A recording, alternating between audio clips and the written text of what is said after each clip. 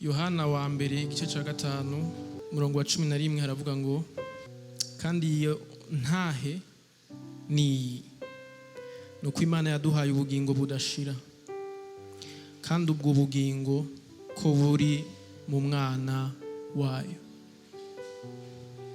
Ndasubiramwo kandi iyo ntahe ni ndabizi yuko turifuza kumena ubuzima burimwo intahe y'Imana.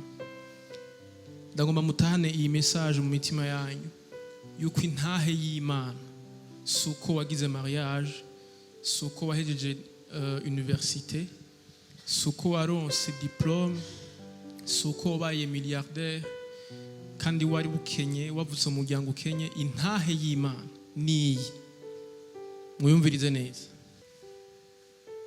nuko Imana yaduhaye ubugingo budashira kandi ubwo bugingo ko buri mu mwana wayo.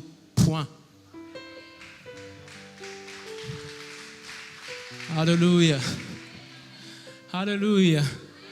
Bisigura ko niyo twagenda muri no si tukaronka vya bindi byose twifuza ariko tudafise ubugingo budashira bwabonetse mu mwami Yesu, tuzoba twarabayeho ubuzima bwacu gusa atantahe dufise mu buzima bwacu.